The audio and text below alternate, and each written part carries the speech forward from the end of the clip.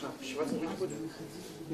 Ты пока показали, представьте, что видим трансляцию. Але уже сигнал есть, уже працевать?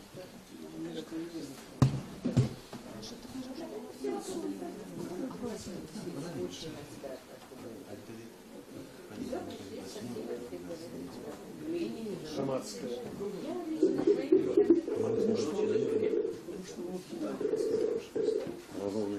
Алло. Алло, привітання. Привітання. Ну, я тебе чую, і зала, напевно, буде чути, але ти залу чуть не будеш. Что? Ти залу чуть не будеш, напевно. А какой мог формат? Сколько там? Я тобі зараз скину програму. По сколько там хвилин? По 5. По 5 хвилин, да. Так и я не буду чуть, кто что будет говорить, да? Ну, гэта вельмі неверагодна. Мы включим трансляцию на Можна нашем на Радіо сайте. Свободі На глядати. сайт Свободы зайди, будешь иметь трансляцию, все бачишь, а потом ты включишься. Ну хорошо, только тогда добро. Угу. Так мне подключить трансляцию, Да, да? так, я не забавя починати буде. А зараз ми відключимося, і я позвоню перед твоїм лейтом. Так. Добре? Понятно. Добро. Окей. Дякую.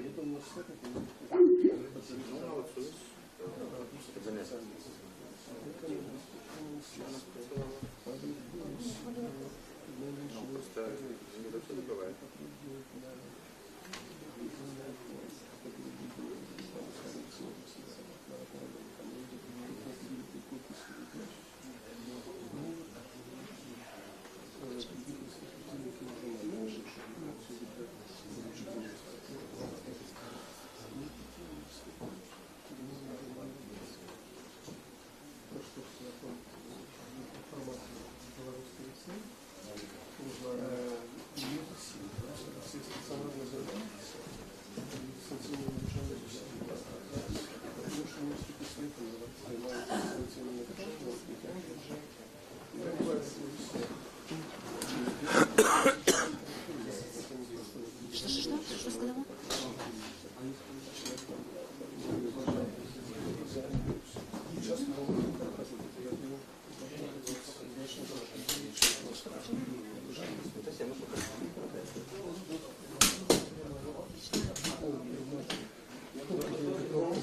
Дзень добры, у эфіры Радыё Свабода. Мы распачынаем прамо-трансляцыю з сядзібы партыі БНФ, дзе літаральна праз колькі хвілін у вас пачнецца круглы стол пад назвай 10 год плошчы 1996 года.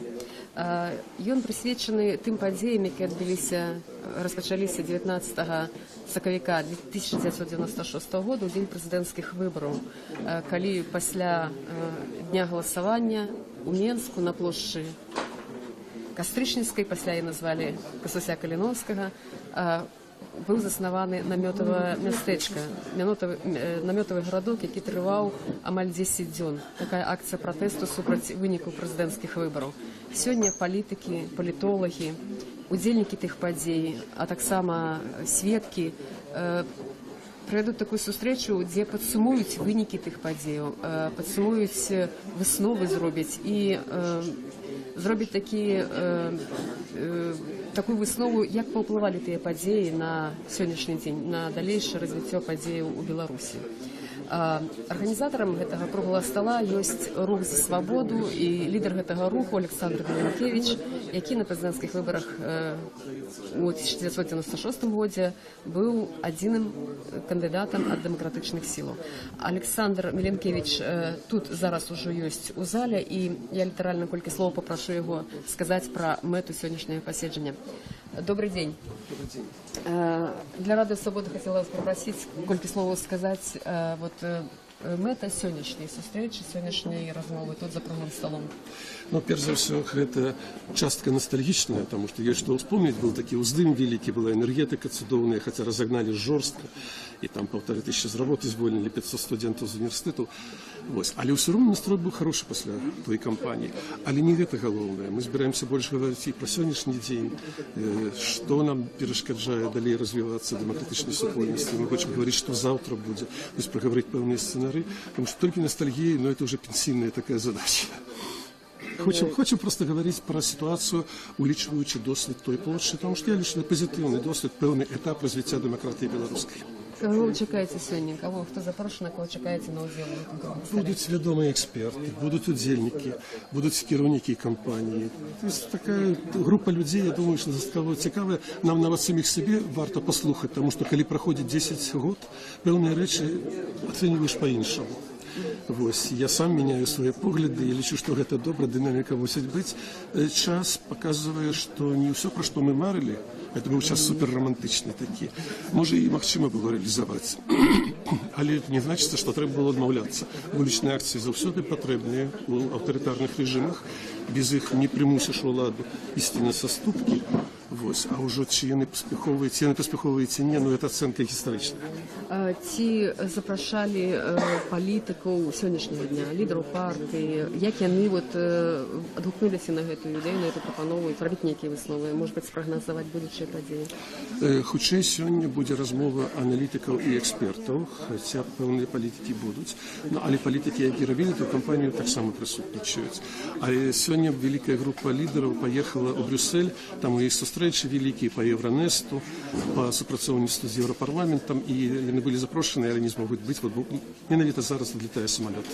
Дякую, Ліки. Ну і буде шанс поглядати наше посідження у прямому ефірі. Дякую вам, Ліки. Ну, покуль збираються удільники цього посідження, цієї зустрічі, я пропоную літерально кілька слов таку міні-екскурсію провести по садибі партії БНФ. Тут я бачу виставу, яка приміркована менавіта до тих подій, до 10-годдя площі. Розпочинається вона, можна так сказати, стала експозиція, яка завсюди є у сядибі партії БНФ. Це відомі вияви відомих місцин у Білорусі, які зроблені білоруськими мастаками, сіврами, суполки, погоня. Але на сьогоднішній день більш, можна сказати, головне – це фотовистава «Невідома площа» 2006 року. Ті фотоздимки, які, можливо, не обійшли газети, не обійшли інтернет, ті, які не всі демонструвалися у свій час. То ось сьогодні є можливість їх побачити.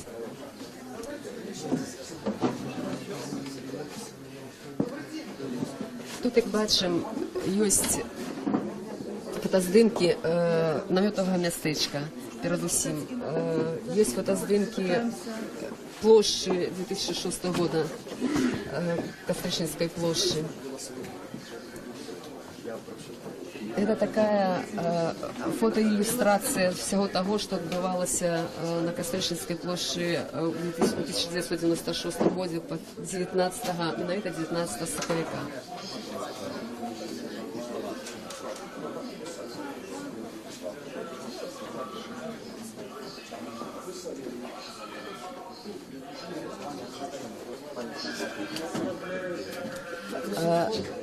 Я кілька слов, оглядаючи цю фотовиставу, скажу про саму сядибу партії БНФ. Сядиба партии міститься у цьому помешканні з 2011 года.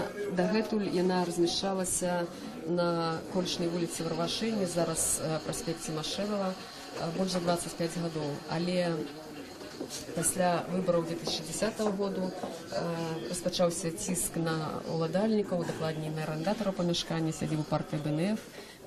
Місцеві влади, місцевий ЖЕС цю сядибу забрали шляхом розривання домової оренди. І від того часу сядиба міститься у цьому підвальному помешканні, яке, може, не дуже утульне для того, щоб вводити екскурсії, але тим не менш, тут є що поглядіти. Ми це обов'язково поглядимо, але зараз уступне слово беруть модератори зустрічі. Я думаю, що варто їх послухати. Ось нас запросили бути модераторами сьогоднішньої імпрези, сьогоднішнього круглого стола, присвяченого 10-годдю подій 2006 року, площі Каліновська, які тоді називали протестовці. Та площа, яку ми, приватно всі журналісти, освітляли дні і ночі, відбили. Це був, бодай, самий буйний у історії Білорусі протест, акція протесту. І саме довга, вона довжилася фактично 7 днів з невеликими перепинки на арешти і затримання. 50 тисяч у перший день, потім, може, менше виходило, але люди стояли, розуміючи, що, махчима, многі розуміли з тих, які були, що перемога, напевно, не дасться, але прийшли виказати свою думку, сказати владам, що вони хотіли б перемену, хотіли б свободних, сумленних виборів.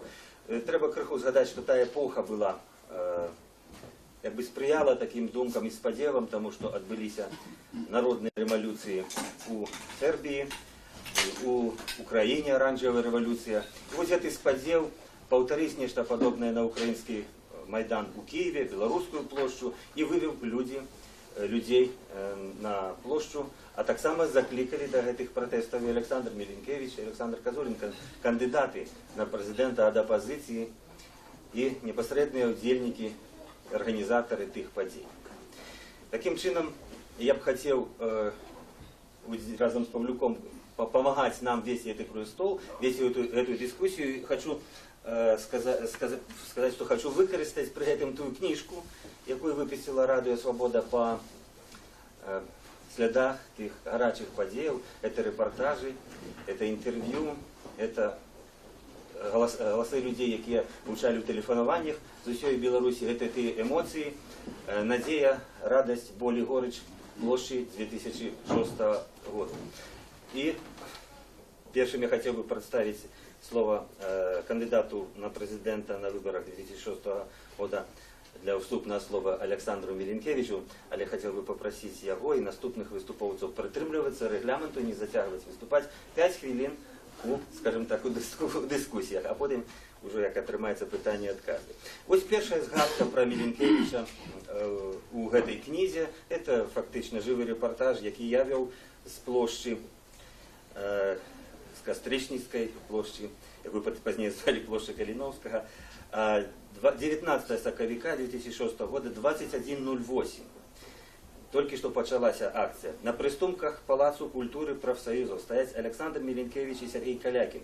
Только что выступил Спадар Калякин, який заявил, что на площади собралось не меньше за 50 тысяч человек. Коли поглядеть на этот натовп людей на площади, у прилеглых скверах и на улицах, так выглядает, что вельми давно в Минску не збиралось столько народу. Это была первая згадка у книги про Олександра Мілінкевича. Тут їх шмат. Эту книгу, до речі, можна спамповать на сайті Радіо Свобода. А зараз я прошу сказати несколько слов Олександра Мілінкевича про значення тих подій. Шановне господарство, дякую всім присутнім, поважаним людям і тим, хто нас зараз бачить і будуть читати на сайтах і на Радіо Свободу і в прямому ефірі. Я хочу сказати, що, конечно, у кожного это своя площа была 2006 года, але я думаю, що усі об'єднаються у думці, що надзвичай енергетична подія, надзвичай тепла, і у час її проведення, з усіми помилками, там, недохопами. И потом после, как-то не было надлому, была вера в то, что мы все ж таки можем. Вот это вот лозунг, когда у молоді был, там, веры можем, переможем, и он соправды был реальный на той час. Я не буду довго рассказывать, бо вельми цікаво, як мога більше людей виступило, тому що ті, що присутні, самі були удільниками і мають свою думку. Я бы хотел сказать, что прежде всего, когда Рух за Свободу планувал вот эту встречу, мы не думали удариться у ностальгию, как вот просто вспоминать и рассказывать самим себе и іншим, як это было добре, ці кепска. Просто ностальгичная частка буде, але она, напевно, буде не самая велика. Нам вельми важно, як би сказати, самим себе і у дискусії визначитися, що може гэта площа сёння, што яна зможа заўтра, ці гэта было варта рабіць. Увогуле гэтыя вулічныя акцыі ў такіх жорсткіх аўтарытарных рэжымах. Я сам адразу скажу, што можна, конечно, расказваць, што калі рэжым такі жорсткі, калі пануе такі татальны страх у грамадстве, калі ўсё ў іх схоплена ў руках, можа здавацца, што і не варта хадзіць, людзей падставляеш усё. Лічу абсалютна не. Без вулічных акцый не змяняюцца рэжымы. Гэта інструмент вельмі важны. Адзінае, І думаю, што это заслуга была той плошчы. Нам удалося ўсім разам зрабіць, каб плошча была мірнай. Но правда, ні аднаму вока міліцыянеру не падбілі, і волас не упал. І гэта быў наш каласальны плюс, потому что мы показывали грамадству, што мы ідзем не руйнаваць, мы ідзем не деструктыўнай справай займацца, мы хочам будаваць іншае, не такое, як сёння, лепшую Беларусь. Гэта вялікае такое значэнне той плошчы было. Меня уразило, мы с позднением приехали на площадь, там меня ховали целый день, потому что боялись, что так само заберусь. Я его весь час закликал, час сустречал, что треба прийти, боронить свой гонор, годность и так далее. Ну и там то, что закликая не приходить, конечно, это для площади было кепско, хотя оно все равно подбылось. И мы спозднились.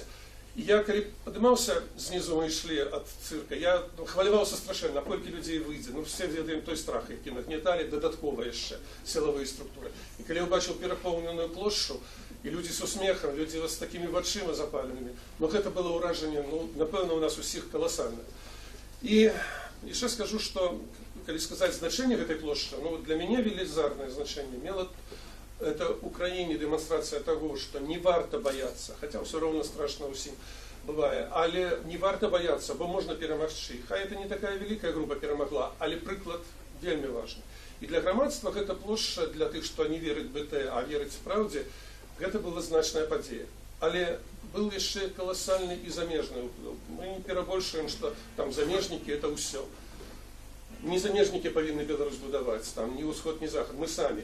Але тое, што ў Еўропе пасля гэтай плошчы, так дзякуючы тым, што стаялі на плошчы ў намётах, перш за ўсё, перестали пытаться, а вы хочете свободы, а вы хочете демократии, ці вы советские, ці вы российские, вы ж по-русски размаўляете. Задавали гэтае пытанне высокие люди в Европе. И пасля плошчы гэта пытанне просто зникло. То есть гэта была перамога у барацьбе за імідж Беларусі. Ці мы такая зусім деградаваная, денационализованная краіна недемократичная, ці мы все ж таки іншыя. І перш за все это тая моладзь, якая стаяла і показала іншы твар будучай Беларусі, патэнцыйнай Беларусі. Ось. І тому дзякую всім яшчэ раз і за удзел, і за сённяшні прыход, і за тыя дыскусіі, што будуць, маю надею, што яны будуць вострыя і цікавыя і так далей. І, конечно, важно поговорить об тым, а што сёння, а што заўтра, якія высновы, якія перспектывы. Дзякую. Дякую, Александр, за ваше уступное слово. Мы еще звернемся до вас у дискуссиях, попросим оценить уплыв этой площади на будущую Беларуси, у дальнейших дискуссий. А зараз, для того, как окунуться в те подеи еще раз, не только вчерашняя буря, якая была фактично такая самая, как 10 годов назад, в Минску была великая буря, как и тады, и была подавался нечем дивным. Давайте поглядим фильм Юрія Хащавацького, який називається «Площадь 2006». Кришечку не здесь, він відомий, фільм 5.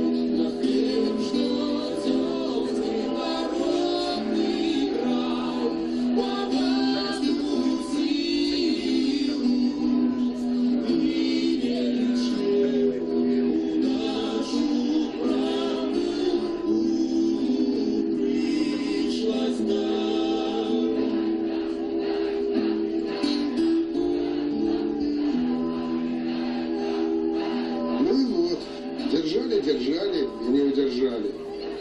Они все-таки прорвались. И первое, что сделали, видите, выгнали операторов государственных телеканалов.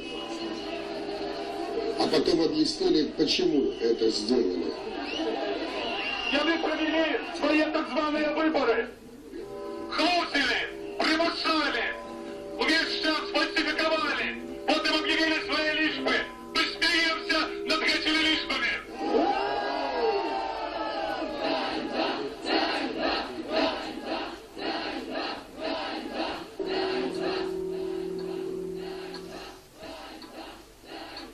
Президента Республики Беларусь Александра Григорьевича Лукашенко вот уже много лет подряд постоянно беспокоят враги.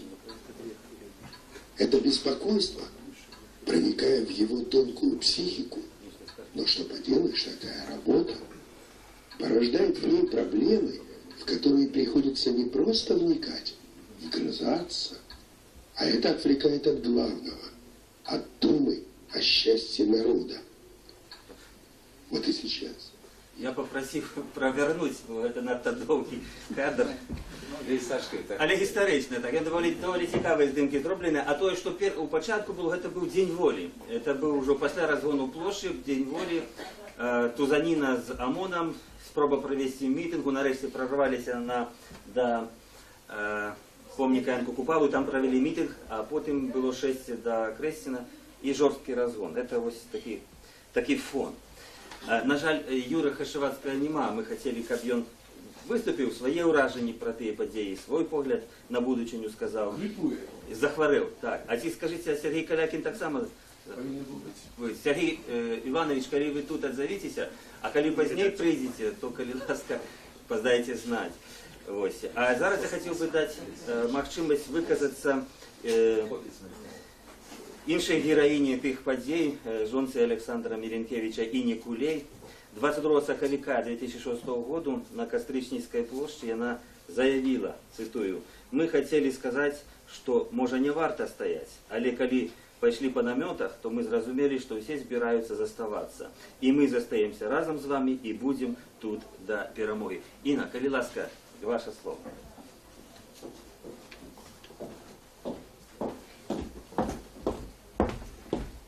Вітання, шановне господарство.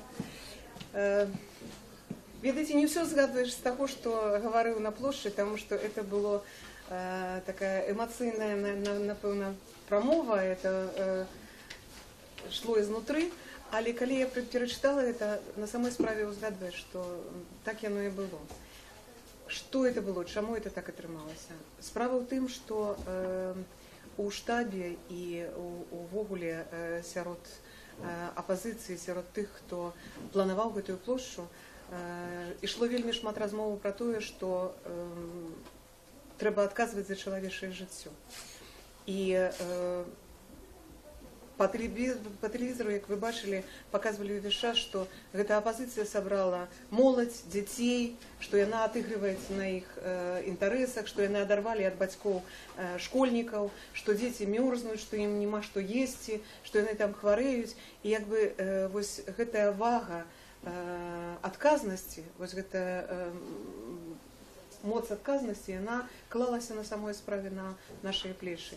І увесь час ішлі перамовы, як бы прапанаваць, каб зайсці з этой плошчы і паслухацца, таму што ў нас у саміх дзеці, і кожны ведае, што, ну, канешне, мерзнуць у палатках вельмі цяжка, хаця мы таксама былі на этой плошчы, і, як вы памятаеце, тыя, хто памятае, і ў першую ноч з 20-го стаялі шмат і светлай памяці. Віктор Івашкевіч паставіў тады магутны Божа, светлая ему память, потому что это той человек, який выстоял всю ночь до ранней раницы, покуль солнце взошло, и разом с ним мы стояли. И, конечно, дух гэты трымаў, и думалася, что варта и трэба выстоять до конца, до победы, до перамоги. Хотя никто не ведал, калі ідзе тая перамога. Але я еще раз повторяю, что адказнасць была вельмі великая. І тады просто узнікла прапанова запытацца ў самих людзей. Ёсць гэтыя здымкі, ёсць гэтыя кадры, калі просто пайшлі па палатках і запытваліся ў кожнага, у дзяўчатак, у хлопцаў, у больш сталых людзей, запытваліся, скажыце, калі ласка, а што вы тут, а чаму вы тут? І вось гэтыя перамовы надалі столькі духу і нам самім, што не тое, што не захацелася гаварыць пра «давайте зайдзем з плошчы», а ўвогуле хацелася заклікаць, што «давайте не заходзіць нікуды». Таму што у іх была такая ўнутраная сіла у этой моладзі, такое ўнутранае пачуццё годнасці, што яно падпітвала і разважлівых палітыкаў. Ось я ўзгадваю таму гэтыя часы, і таму я сказала тады з этой плошчы, што мы застаемся разам з вами, потому что просто напиталася той эмоцыяй, якая была на плошчы сярод моладзі. Дякую, Інна. Інна згадала світлої пам'яті Віктора Івашкевича. Частка людей сапраўды ўжо 10 гадоў гэтых і не перажыла. Зараз, магчыма, момант згадаць майго калегу, з якім я працаваў на плошчы все тыя ночы Альгерда Невяроўскага. Хачу працытаваць ягоны рэпартаж. Это было аўторак 21 сакавіка ў 3 гадзіны 20 хвілін. На франтоне будынку Палацу прафсаюза вісяць лозунгі «Верым, можам, пераможам, свабоду, Міленкевич». Як сказаў мне кандыдат намётавага лягеру Алесь Мазур, моладзь мае намер заставацца на плошчы столькі, колькі будзе патрэбна, і гэтую ноч, і наступную. Алесь Мазур, камендант намётавага мястэчка, адзначыў дзень нараджэння падчас гэтай акцыі пратэсту. Алесь, калі ласка, вашыя згадкі, як гэта было? Выйдзеце. Ну, найперш, напевно, варто сказати, що сама площа, вона наклалась просто на агульну атмосферу, яка на той момент спричинилася у громадстві, яка була викликана політичною кампанією, яка проходила, і, власне, чекання людей, які були воодушевлені попередніми подіями в Україні,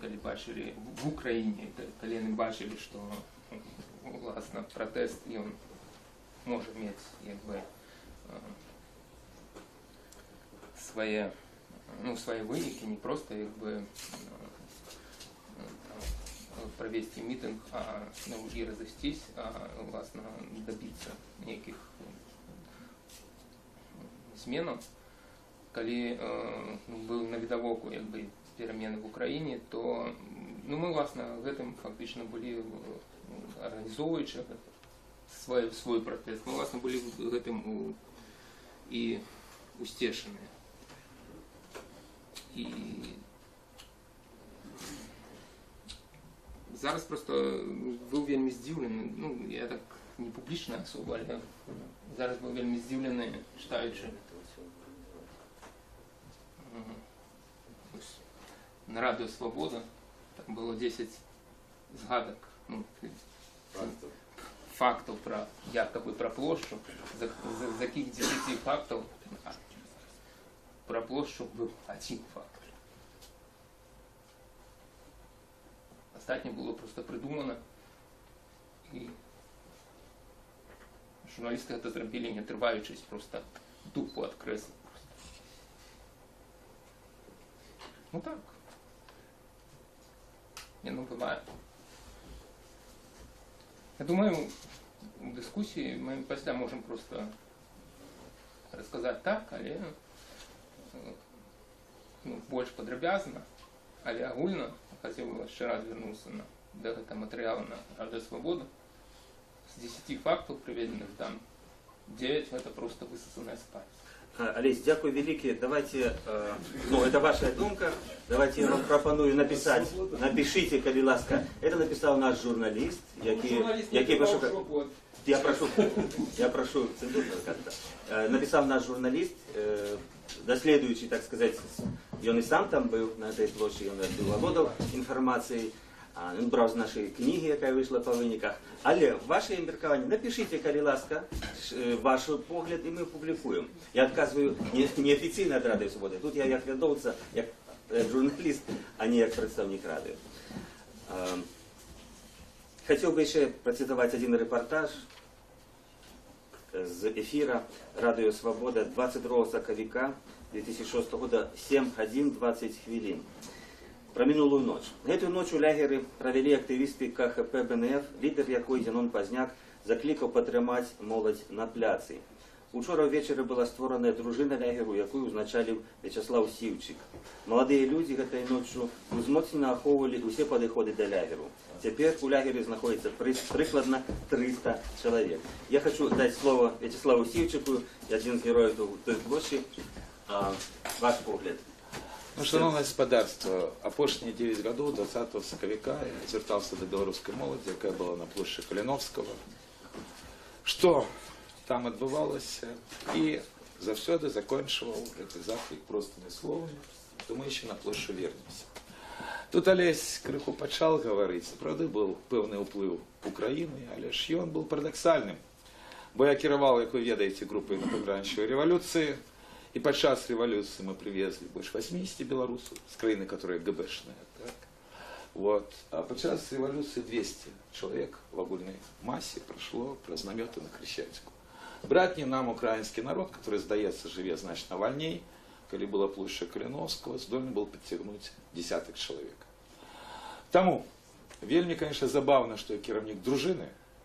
Вот, это наогул смешно, потому что нікога не было в намётовом местечке, кого не призначал я особисто. Тем легко я Олесь Мазур, стал комендантом намётового местечка, потому что я просто сказал, ты будешь комендантом намётового местечка.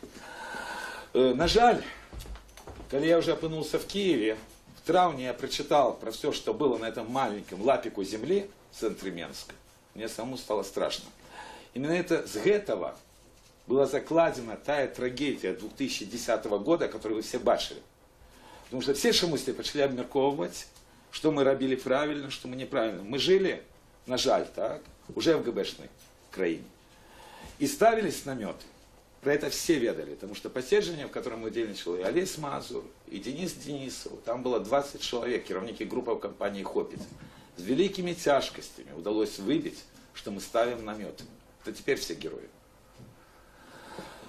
Объективная речь, чому? Тому що плата, по-перше, за все это была вельми велика. Арештовано было не меньше 1200 человек, может быть, нават больше. Это, коли еще уличивает, что людей арештовывали по разных кірунках. Были парализованы практически все штабы, и Александра Миленкевича, и Александра Козулина. Там шмат было и до площади заарештованных. Ясно, події 25 сакавіка показывали. Олеж, есть вельми великая розница. Одна справа політична боротьба в межах лукашенківського режиму, другая справа зовсім площа Каліновського. Тое, що кожен мог побачити, тое, що мело абсолютно ясні потребування, які підтримував народ, між іншим. Тому що ми ж стояли за всіх, ми стояли навіть за тих людей, які чомусь голосували за Олександра Лукашенка. Я абсолютно категорично не згоден з водним експертом, які після подій площі говорять про рейтинг Олександра Лукашенка у Менску. Після тих подій, які відбулись 21 сакавіка, коли практично площа підвисла без опозиції, коли бы Александр Лукашенко мел по городу Менску больше 25%, мы дали бы не простояли. Историю не перепишешь. Уже 23 сакавіка в Менску абсолютно нечекано для всех возникла передреволюционная ситуация. Это было реально. Чему?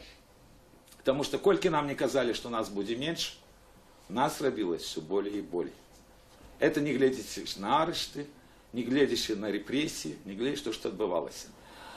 Откуда лишь бы это 1200 человек? Потому что 23 сакавіка с милицией, а мы ведали, что робит белорусская милиция. Мы не такие, наогул, площадь Калиновского, это самая организованная акция в Беларуси, которую я ведаю.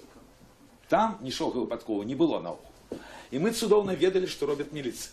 Мы это знали. И атака, которая была уже в ночь 23 на 24, была не первая.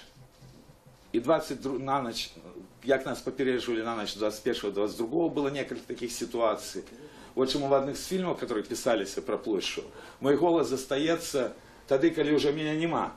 Этот голос звучал ночью 22 сакавіка, когда нас реально разгоняли. Был дадены загад отступать, только они ведали, что мы готовы до обороны. Але атрымалось, як атрымалось. И вот самое страшное, что было спасать площадь, потому что все переблыталось. Все почало переводиться на то, як оно повинно быть. А было зроблено так, як оно было. Лидеры оппозиции почали обмерковывать, что робилось правильно, что неправильно. Куда треба было ходить, куда было не ходить. И в вынику, когда уже пришла пора идти на 2010 год, мы отрымали вельми шмат героев, які ни один из них не мог вывести с собой организован хотя бы 100-200 человек. А по одному на улицах Менска, как на улицах любых городов, просто нема чего робить. Тому повели куда захотели и робили с нами то, что хотели. В этом, в принципе, ну так отрымалось. А треба было писать историю площади Калиновского, как все разумели. А теперь можно говорить, давайте свои вспомины. А кому эти вспомины потребны? Мне требовало и тогда, и теперь только одно. Чтобы Беларусь была вольной европейской краиной. Я абсолютно удячный кожному человеку, який был на площади. Сапраўды, это был подвиг особистый. И вельми хотелось бы, как сапраўды мы все разом вернулись хотя бы до духа площі Каліновського, тому що ми мусимо бути разом. Події, які відбувалися зараз в Україні, показали слабость української еліти. Це страшна погроза для Білорусі. Тому що білоруська еліта так само має свої недохопи. Я хотів би використати мій виступ тут в тим закликом все-таки підтримувати своїх. Як би часом не здавалося неправильно, ці правильні люди говорять. Бо не буде консолідації білоруської еліти, далі будуть більш страшні події, ніж були в 2006 році. І ще раз дякую всім, хто був тоді. І сподіваюся, що все-таки насуперек всьому і всім, як і возникла площа Каліновського, тому що в відрізняні від Майданів, ми геополітично ніким не могли бути підтримані. І ми це знали, коли ставили намет. Мы ставили это для Беларуси, это было рятование национального гонора. Я сподіваюся, что возникнет площа, которая вырашит самое головное питание. Как закончился лукашенковский пригон, який уже тягнется 22 года. И думаю, мы там все будем разом. Дякую. Живе Беларусь! Дякую, Вячеслав. Праз нейкі час ми продовжимо наш круглий стол у таким режимі обміркування, як повпливала площа 36 на теперішній день Білорусі. А зараз хотів би попросити людей, які б хотіли з короткими репліками нечто важне у адказ на те, що почули, ці некую свою згадку. Ті ж такі жадаючі, підніміть руку, це буде такий свободний мікрофон. Є такі жадаючі? Покуль не бачу, ну тоді рухаємося далі і давайте другу частку паудити вас. Я, коли рыхтаваўся да гэтай сустрэчы, пераглядаў свае старыя артыкулы. Гэта натуральная прафесійная дэфармацыя журналіста. Вельмі складана верыць таму, што напісалі іншыя, хаця заўсёды папіраешся на гэта. Вельмі проста верыць таму, што напісаў сам. Ты ведаеш, дзе ты адкуль што браў і на што абапіраўся. Але у выніку я звярнуў увагу на некалькі рэчаў і выбраў для перахода для наступнай нашай часткі артыкул не свой. Тут у намётавым мястэчку знаходзіўся мой сябра, мой рэдактар праваабарончай газеты «Экспрэс-хронік» Александр Падрабіннік, яго затрымалі, і была цэлая гісторыя з гэтым. І ён пасля гэтага напісаў невялікі артыкул, дзе параўнаў падзеі ў Беларусі і падзеі в Украіне, на якую мы вельмі часта спасылаемся. І мяне вельмі ўразіла, што чалавек, які быў і на рэвалюцыі в Грузіі, на рэвалюцыі в Украіне, прыйшоў да высновы, што палатавае мястэчка на Кастрычніцкай плошчы Мінска падзея унікальная не толькі для Беларусі. Нічога падобнага не было ні ў Грузіі, ні в Украіне, ні в іншай краіне постсацыялістычнай прасторы. Чаму? Бо там і в Киеве, і в Тбілісі паліцыя так не зверствавала, не спявала дэманстрантаў і, важна, не перапыняла магчымасць грамадзянам дапамагаць намётаваму мястэчку, што было ў Мінску. І ў нас былі людзі, якія былі затрыманыя толькі за тое, што праходзілі па плошчы. Яны, магчыма, неслі нешта да намётавага мястэчка, магчыма, не. Былі людзі, якіх затрымалі, канешне, за тое, што яны сапраўды хацелі падтрымаць гэтае намётавае мястэчка. І тут ёсць у зале тыя, хто, напрыклад, рэдактар нашай Нівы Андрей Дынько, который дакладна ехаў у грамадскім транспарце, калі не памыляюсь, у аўтобусе, і яго затрымалі нават да выхада на гэтую самую плошчу. Андрей, ці не хацелі бы вы выказацца некалькі словаў пра тое, як вы сёння ўспрымаеце падзеі дзесяцігадовай даўніны і якое значэнне гэтыя падзеі маюць на сённяшні дзень? Так, вот я бачу яго.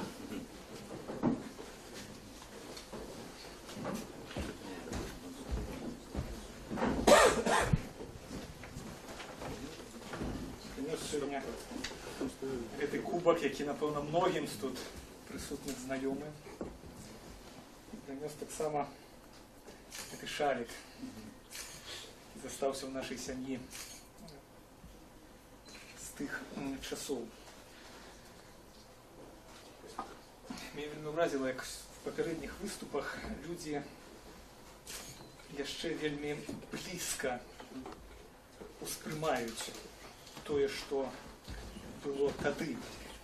І гавораць пра гэтыя рэчы, пра вельмі асабістыя рэчы, так нібыта это было яшчэ вот учора, вот это яшчэ баліць, вельмі важна, хто што сказаў, хто куды пайшоў, хто каго куды паслаў. Але гэта было ўжо 10 гадоў таму. І мне, хоць я журналіст, хацелася паглядзець на гэта не з такой журналісцкай перспектывы, а з гістарычнай перспектывы. Калі мы пабачым падзеі плошчы з гістарычнай перспектывы, то мы бачым, што гэта не быў адзінкавы такі факт.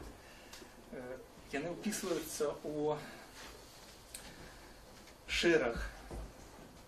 Был 1996 год, пасля 1999 год, 2006, пасля 2010, 2011.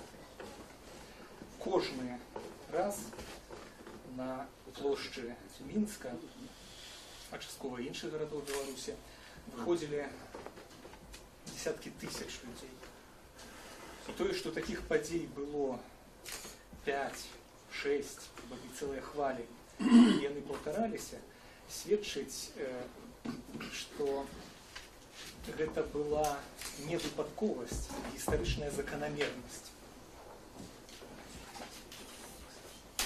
З чым мы можам параўнаць гэты цыкл масавых выступленняў, калі мы бярем гісторыю Беларусі?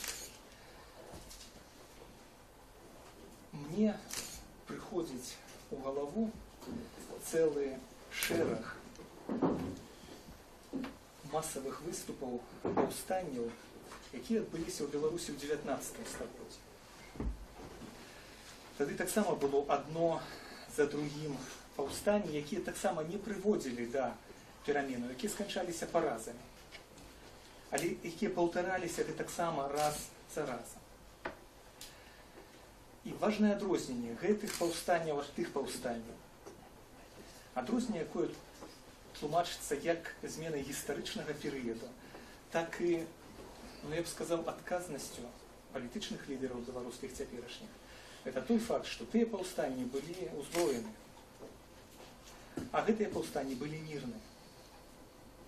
Усе гэтыя 5 выступаў яны былі мірныя, нідзе, як сёння адзначыў Александр Меленкевич, не было, ці амаль не было, быў там нейкія, былі, канешне, эпізоды гвалту, допустим, у 96-м годзе, там ці нейкія сутычкі, 99-м годзе, але это, у цэлым, былі вельмі мірныя выступы, это вельмі важна. Это такі факт. Наступнае. Вінавацяць Меленкевича часта у тым, што вось не ўдалося дасягнуць поспеху, не было перамогі. Але давайте побачым, да, вот в 96-м годзе быў не Меленкевич, а Пазняк на чале гэтых выступаў з кімсьці яшчэ. У 10-м годзе былі Саннікаў і Статкевич. Тактыкі былі іншыя. Ці прывялі тыя іншыя выступы да істотна розных вынікаў? Не. Вынік быў той самы. Это значыць, што калі мы зноў жа пабачым на гэта вачыма гісторыка, пытанне было не ў тактыцы лідера, не ў падыходах. Пытанне было ў тым, што не было, як і ў 19 стагоддзі, не было крытычнай масы для гэтых перамен. Не было перадумоваў для таго, каб адбыліся гэтыя змены. Наступнае пытанне вы можете задаць так, калі не было перадумоваў для перамен, а ці трэба было гэта? Может быть, тады не трэба было выходзіць? Может быть, это тады впустую? Дарэчы, у 19 стагоддзі, у канцы 19 стагоддзя былі гісторыкі, тады польская гістарычная школа, беларускай гістарычнай школы такой не было, якія, аналізуючы вынікі тых паўстанняў, лічылі іх разбуральнымі для развіцця Польшчы, да? І тады грамадства адмовілася ад паўстанняў далей на карысць так званай арганічнай працы у канцы 19 стагоддзя. На мою думку, тое, што гэтых выступаў, гэтых выхадаў на плошчы, гэтым разам было, гэтых хваляў было 5, яно паказвае, што грамадства не магло без іх. Сама пастаноўка пытання, там, трэба было, не трэба, без іх не магло быць. Як сёння вот тут Алесь Мазур казаў, гэта было натуральнае памкненне людзей. Так, быў прыклад іншых народаў, якім удалося добіцца нацыянальнага вызвалення, добіцца дэмакратыі, але было і ўнутранае жаданне гэтага. Наступны момант Александр Лукашенко. Давайте таксама побачым гэта, глянем на гэта з гістарычнай перспектывы. Пры ўсім пры тым, што б не было, у народ не стралялі. Ні ў 96-м годзе, ні ў 6-м годзе, ні ў 10-м годзе. І гэта таксама вельмі важны гістарычны факт, які надае мне пэўны гістарычны аптымізм, я б сказаў. Хаця, можа, гаспадар Карбалевіч не пагодзіцца. Падчас чэсці Казуліна там уже было вельмі страшная рэч. Шумовые. І каб падсумаваць, И добивали людей. Не надо количество людей, количество идеализировать. Каб падсумаваць. Калі мы ізноў жа правядзем далёкія паралелі, гістарычныя, палітычныя, з чым мы можам гэта параўнаць у гісторыі іншых народаў. Возьмем гісторыю Польшчы 20-го стагоддзя. В 56-м годзе палякі выходзілі на вуліцы, у 68-м годзе гэта паўтарылася, пасля ў 70-м годзе, пасля ў 80-м годзе. І гэта прывяло урэшце да фарміравання той крытычнай масы, якая як толькі склаліся для гэтай геапалітычнай перадумовы, прывяла да пераменаў, да змены курсу Польшчы.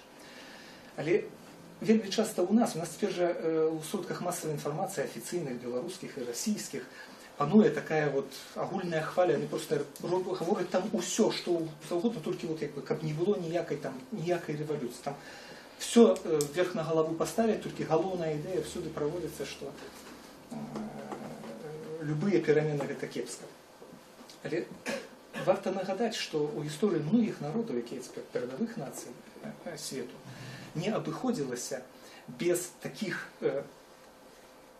крытычных процістаянняў, якія ўрэшце прывялі да пазітыўных пераменаў. Я вам хочу нагадаць, што для адмены рабства ў Амерыцы была грамадзянская вайна. Францыя прыйшла да дэмакратыі праз шэраг рэвалюцый і выступленняў. І, дарэчы, вот, калі мы паглядзім на гісторыю Францыі, то выступленні ў Парыжы ў 19 стагоддзі, якія не былі падтрыманыя, дарэчы, французскай правінцыяй масава, так, але якія былі засталіся значным фактам у французскай гісторыі, яны сфарміравалі французскую дэмакратыю. Нават такія краіны, якія нам сёння падаюцца вот узорам нейкага мірнага вырашэння праблем парламенцкім шляхам, бо ў іх ёсць парламенты, бо ў іх ёсць дэмакраты. І такія краіны, як Аўстрыя, напрыклад, ці Швецыя, ці Нарвегія.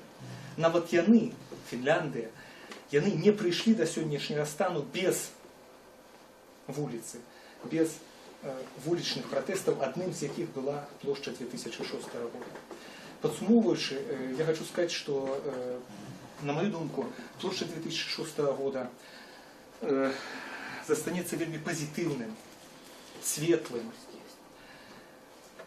узвышаным, узнёслым фактам у гісторыі Беларусі. І тое, што некаторым з нас давялося сёрпаць чай турэмны. Ой, я, дарэчы, так добра еў у турме на Акрэсне. Не трэба нічога рабіць, нічога гатаваць, кожны дзень на прыносяць кашу, суп, там нейкі суп, часам нейкая селядзец нават плавае, чай, это было чудесно.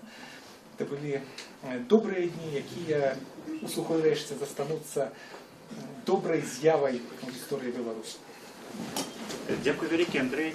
Андрей падняў вельмі высока планку нашага абмеркавання зараз. Я хочу яе крышачку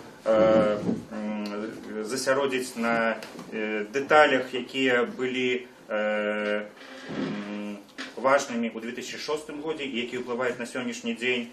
Але калі хтосьці захоча, мы таксама будзем гатовыя даць слова для ўспаміну, бо у нас так атрымалася, што мы, калі планавалі гэтую сустрэчу, думалі, што будзе вельмі шмат жадаючых расказаць тое, што яны памятаюць пра 2006 год, але гэтага аказалася вельмі мала, і тое, чаго мы баяліся, не адбылося. Виктор Корниенко, коли вы есть, я бы вот хотел вас попросить поделиться не только успоминами про 2006 год, а то, как вам с сегодняшнего дня бачатся подеи 2006 года.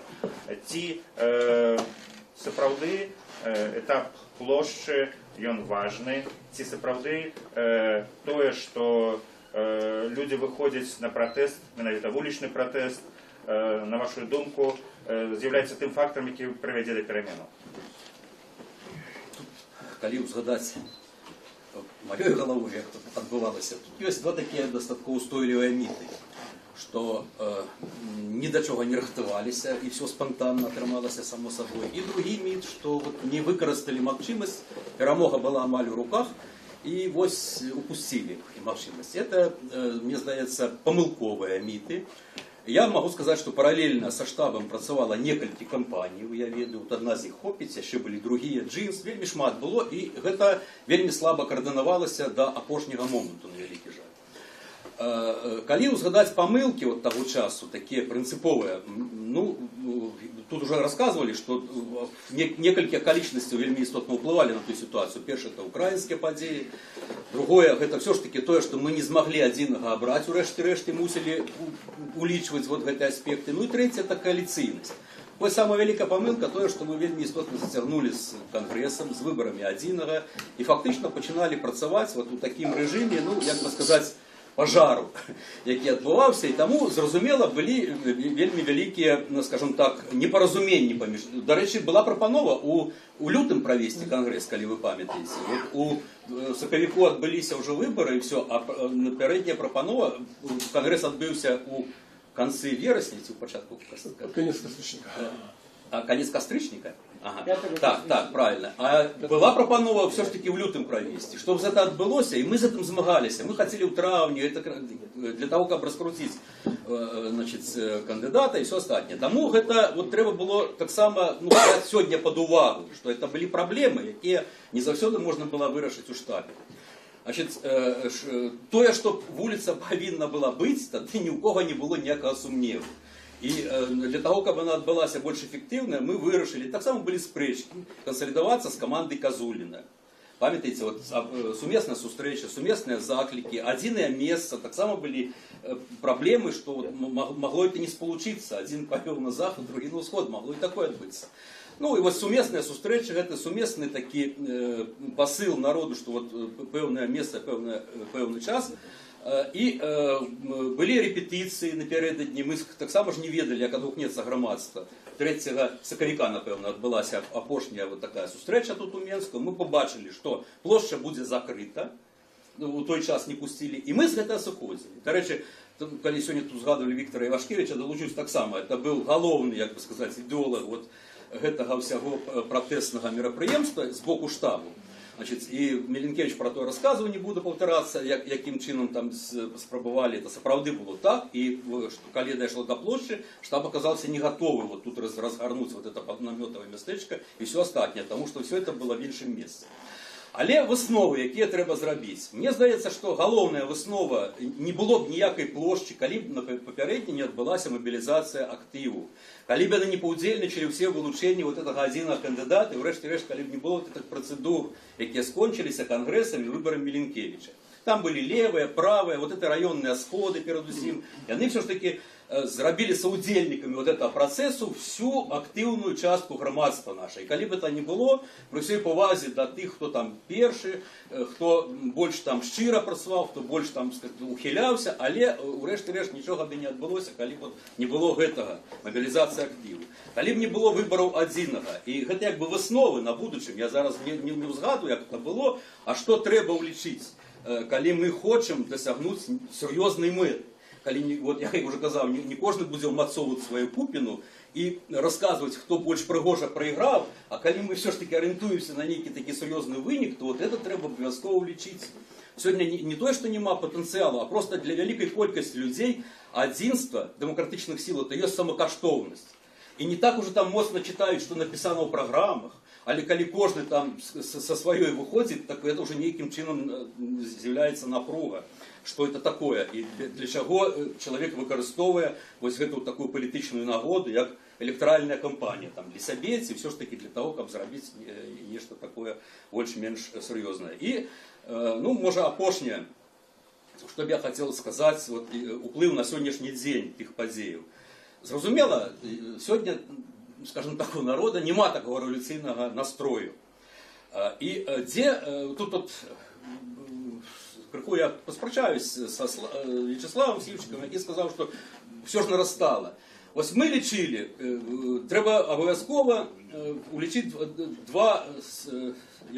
дві околічності. Перше – це підрихтуватися, друге – позбігнути конфликту.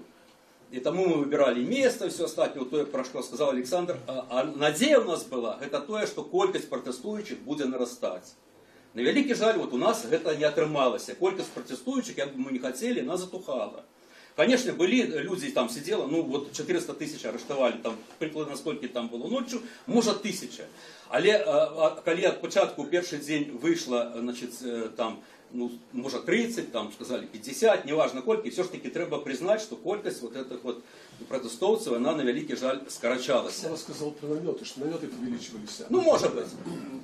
Ну, все ж таки, ну, я прошу пробачення в таких випадку, але все ж таки у нас були надії на те, що коли це буде, ми позбігнемо конфлікту, і вот это буде наростати кількість протестуючих, то тоді не так важно, куди пойдуть, і куди ці вліво, ці вправо, ці додому у Раду, ці далі. Коли просто на вулиці Мінська вийде там 100-200 тисяч чоловік, влада повинна це зауважити. І не так уже важно, що там люди скажуть, от, хоча, звісно, це треба так само це все увеличувати, але ось це з нашого пункту головне. І тим, хто збирається робити ось ця акція, а візик справді, ну яким чином, там, що ми бюлетенями перевожимо на сьогоднішній день вот эту владу, ну то ж нема к чим, це відовочно всім, коли не буде от підпирати знизу, ніякий дядька з Брюсселя нам цю проблему не вирішить, тому тим, хто хотів би це зробити лепш, обов'язково треба вот это улічувати, що головне все ж таки, як би сказати, оценка вот этой массовой акции, это не в тим, куди там пошли, а кольки людей ви прийняло уділ. Тому от ті проблеми і ті зауваги там у тим ліку до Олександра Міленкевича, я абсолютно солідарний з ним у тим, що там робилося там до 2010, наприклад, года. Я, то, що от він написав у своєму артикулі, там, ну, у мене були криху інші сподівання. Я не сподівався на те, що підприємство спиниться, наприклад. Але те, що люди вийдуть на вулицю, таке відчування було. І, значить, мені от, подається, що треба обов'язково улічувати це, тому що пророку минулого вельми шмат. Але от я ніколи не чув нічого, як би сказати, більш такого серйозного, що треба було у першу ніч зостатися на площі. Ну, напевно, треба було. Потлумачили, чому це не відбулося. Але ці вирішили б це принципово от, задачу, ці наросла б та кількість людей і все остальне, тут я, на великий жаль, песиміст. Нават коли б засталіся ў першы дзень. Магчыма, нешта мы не ўлічылі ў этой вот дзейнасці, гэта трэба улічыць, але спадзявацца на нейкі спецэфект, спадзявацца на нейкі такі вот фокус, што вот тут вот ён тут ёсць у нас, але мы не скажам. Таму я калі вот крытыкам той сітуацыі параіў бы, все ж таки трэба сказаць яшчэ, а што трэба было зрабіць? А якім чынам бы яны прапанавалі там выкарыстаць той патэнцыял, які назапасіўся ў грамадстве, які такім чынам вот сабраўся, і мне здаецца, гэта было больш карысна. Дякую. Дякую вялікі. З маіх назіранняў намётавае мястэчка, акрамя іншага, выконвала вялікую інфармацыйную функцыю, бо людзі прыходзілі проста паглядзець, ці сапраўды ёсць гэтая самая апазіцыя, ці ёсць той, хто пратэстуе.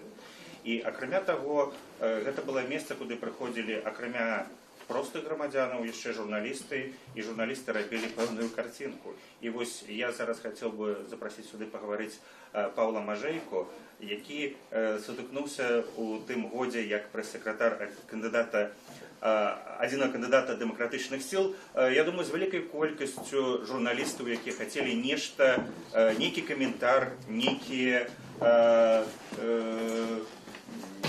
арганізацыю сваёй працы ў Беларусі атрымаць ад цябе.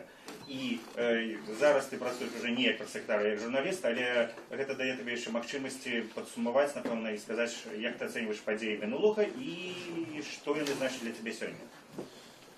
Добрый день. Я, по-перше, одразу скажу, что как бы мои функции не входило там осветление деятельности площади на той момент, наметового местечка, это абсолютно речи были.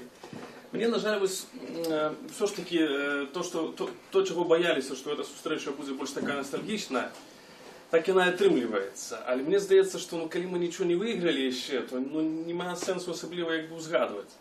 Ось. І одна річ, яку я хочу сказать, глядячи на події 2006 года, менавіта не на площу, а на події, на політичну кампанію, і ось глядячи з позиції 2010 года, 2015, все ж таки я лечу, что это была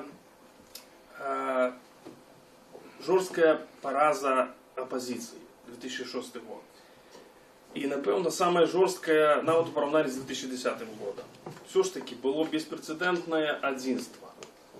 Нават в гісторыі з Александром Казуліным все ж таки это было, нічого больш такого не паўтаралася. Была беспрецедентная міжнародная падтрымка, што наступная кампанія не паўтаралася. Было б некая беспрэцэдэнтная актыўнасць грамадства, палітызацыя грамадства. І гэта давала надзею, прынамсі пасля, давала надзею на тое, што апазіцыя з гэтага ўсяго выйдзе, прынамсі з нейкім падмуркам, на якім будзе нешта збудавана. Будзе некае, зноў жа, працягнецца это адзінства, якое дазволіць дзейнічаць, што называецца, больш і салідна нейкі, больш стратэгічна. Атрымалася так, што з этой кампаніі ўсё ж такі выйшлі з нулём. І вось, а то, што было на плошчы, это все ж таки падтрымка, як это сказаць правильно, это все ж таки, такі дух, праява духу менавіта неабыякавага грамадства. Такія высновы. Дзякуй вялікі, Павел. Пасля шмат якіх слоў, якія прагучалі пра кампанію 2006 года, пра плошчу, я бы хацеў запрасіць Александра Мельнікевіча выказацца, што вы думаеце, што гэта все ж таки было, і ці сапраўды гэта была параза, ці гэта была адзін з крокаў на шляху да перамогі? Я на пачатку сказаў, зараз паўтаруся, што колькі людзей, столькі думак, тому што тут людзі заангажаваныя, збольшага ўдзельнікі. І это натуральна. Натуральна, што мы по-рознаму ацэньваем. І, канешне, пасля плошчы частка людзей была незадаволена, потому что здавалася такая атмасфера, такая энергетика, можна смесці ўсё і пабудаваць прыгожае заўтра. І чамусьці не пайшлі, не пайшлі там на асаду кудысьці, штосьці. І я разумею гэтых людзей, потому что гэтага хацелася, потому что выдавалася ў паветры вісіць уся эта перамога, і раптам яе няма, она так бах і расплылася. Я ўсё ж таки так, можа, з Павлом, сваім сябрам не пагаджуся ў тым сэнсе, што профукалі, как бы. Памылак было дастаткова, можна таксама пра іх гаварыць, ты больш кажам, што што заўтра рабіць, каб не паўтарацца.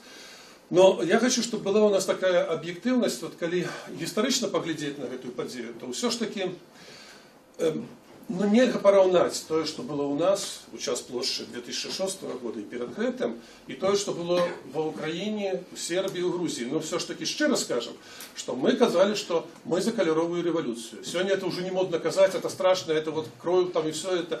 Але мы былі выключна за мірную. І падкрэслівалі гэта і спрабавалі зрабіць і зрабілі, у пэўным сэнсе. Але ўсё ж таки мирные революции были, там и в Сербии, и в Украине мирные, там на Майдане так само никого не забили. И в Грузии было... Но есть некалькі железных адрозненняў, якія нам давали менш шансаў. Не оправдання, а просто трэба быць реалистами, прагматыкамі ў гэтым сэнсе. Першае. Паўсюдна медыа былі вольныя, тэлевізійныя, у нас не, я уже казал там. Тыя самыя дэпутаты, якія маглі ў парламенце размаўляць, былі незалежныя, в структуре ўлады былі, у нас гэтага не было. І страх, скажем шчыра, што Лукашенко нагнетае страх, перш за ўсё рэпрэсіямі, але это лозунг, які ён придумаў, ноу-хау, без конца говорю, што лаяльны працуеш, нелаяльны не працуеш, стварае ў грамадстве вельмі сур'ёзны выбар. Ці ты пазбавіш сябе працы і дзяцей хлеба, пойдзеш на дэманстрацыю, абсалютна маральную такую, за годнасць, а ім есці штосьці трэба. Ці не? Ці гэтае пытанне дзесьці стаяла ў Сербіі, у Грузіі, на Ўкраіне? Не. Таму не трэба казаць, вот беларусы не дараслі, вот яны там яшчэ слабыя. Не, просто у нас такая ситуация. Это не значит, что уличные акции не трэба проводить. Но нельга без их. Потому что коли мы только будем мирным шляхом, домовленням, там компромиссами, ніколі не атрымаецца. Добрае было параўнанне, сапраўды, вот Андрей говорил, с паўстаннямі. Потому что все паўстанні проиграли, як одно, белорусско-польские, литовские паўстанні. Але мы сёння живем на традыцыях тых паўстанняў. Но мы кажем, что вот бачыце, яны змагаліся, их вешали, а все равно мы живем на гэтым. Калі б их не было, что мы были такие моцныя, не, напэўна. Таму і 2006 год я ацэньваю як этап такі, для некаторых, можа, незадаволенасць пэўная была, но не реализована, як і не марылі. Але шчыра скажем, что все ж таки это был час такого демократичного белорусского романтизма. Вот был романтизм такой. Вот хотелось и верилось, и вот это верим, переможем, это же было все. І я переживав і раніше такий романтизм. От час перебудови у Городні, там этот походні під керівництвом Ткачова, потім там праця у виконкомі, де приходив Лукашенко, так само був романтизм. Хто з нас думав, що так це все обринеться? Ми думали, на це все, тільки от хушей іди наперед. Это был еще один романтизм. Романтизм это добро, потому что без мары, ну не проживешь, вот когда все стоять ногами на земле и не летать. Вот. Я хочу еще сказать вот про такую речь, когда мы оцениваем, напевно, кепска, может это дух площади тогда, что площадь какая-то стала таким сакральным понятием, что только площадь. Вот площадь, вот та и не удалась, а наступная железная отбудется. Площадь важная, и эту традицию треба продолжить. Но я хочу сказать, что не треба думать, что только площадь. Задание значно больше, значно шире. Вот это слово усі многокучили. Давайте працювати громадством. Ну, знаете, уже многих оскомину набило. Но это правда. Потому что площадь тады може перемогчи. Виктор, по-моему, сказал про это так само, что только тады она може перемогчи. Коли у громадстве тая вот боязливая, что не выйдет частка громадства, але нас подтрымливая. Вот и она за нас, мы это отчуваем. А коли она до нас с недовером, и коли люди не нарастая вот гэтая колькость людей, мы сапраўды верили, что може на Майдане отбудется возрастание. У первый день не побьют, не повесят, не погонят, дубинок не будет у сезоне кинуть, и люди будут без боязі приходить. Не отбылось, а громадство не готово. Его не треба попрокать, ему треба допомагать. Апошний факт хочу сказать, вот я вижу, что это вельми важно. У оппозиции разные люди. І частка людей заўсёды верила, что вельми важно, коли починается кампания, съездить у Москву. И я ездил у Москву, коли меня одиным обрали. Вось, треба съездить у Москву и поговорить на конт падтрымки. Вам же он так само уже у костях сидит. И нам сидит. Давайте разом. Я думаю, что после тых падзеяў украинских, после Крыма, после войны российской на усходе, мы просто повинны себе, коли мы демократы, коли мы пробелорусы, проевропейцы, сказать, не может быть уделу у московских стратегиях. Я не кажу, что те, что удельничали, и нават не укрывали это, белорусские демократы, и у стратегиях их удельничали, гроши брали, что яны агенты. Вот ніколі не буду вешать ярлыки. Это не добрая справа. Яны верили, что як Москва не допоможе, як яна вот нам там не дасть это самое, руку не протягне, то мы и не. Зараз пришел такий час, что кожная стратегия Москвы будет на знищение незалежности Беларуси. И давайте скажем себе и своим коллегам, больше не сподеваться, что Москва за нас, и Брюссель за нас не. Ось, допомога нам потрібна, але все ж таки ми самі. А яны, як партнеры демократичные, это одна справа. Они ж не собираются Беларусь долучать до ее развяза, хотя, может, многие из нас бы и хотели, а Москва хочет. Тому давайте мы еще расскажем, что больше белорусы у черговых кампаниях не повинны не то что сподеваться на Москву, а користаться падтрымкой Москвы и удельничать у этих стратегиях. Потому что и по делу у белорусской демократии часто бывает. А позже я скажу, Москва кожную кампанию, 2001, 2006, 2010 и так далее, мела свою стратегию, мела свой план, имела своих людей, які она падтрымлівала.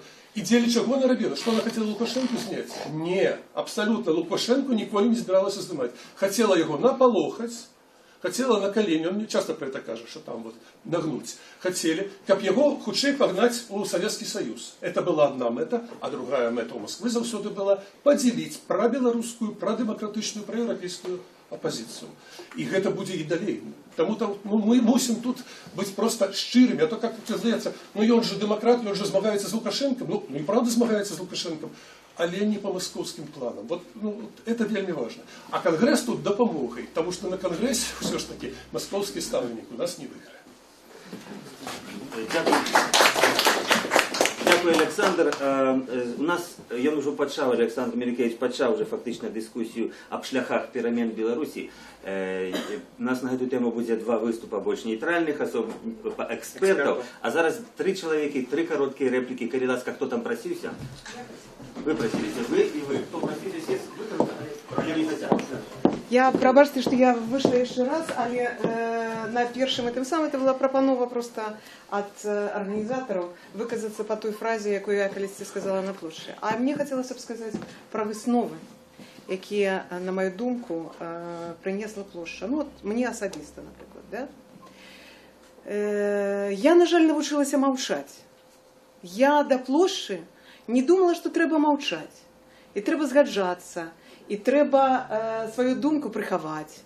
Таму што мне здавалася, што вакол аднадумцы, і варта гаварыць услых, варта гаварыць праўду, варта гаварыць заклікам.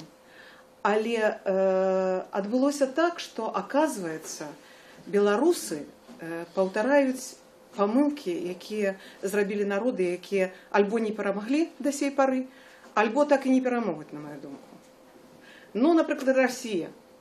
Пакуль, як кажуць, ляжыць на Чырвонай плошчы Ленін, пакуль Расія не пакаялася за Сталіна, пакуль яна не вяртаецца зноў, не памылкі свае не пакажа, ніякай перамогі не будзе. Будзе тое, што адбываецца сёння, адбываецца страшныя рэчы. Таму што ўсё глыбей і глыбей вось гэтая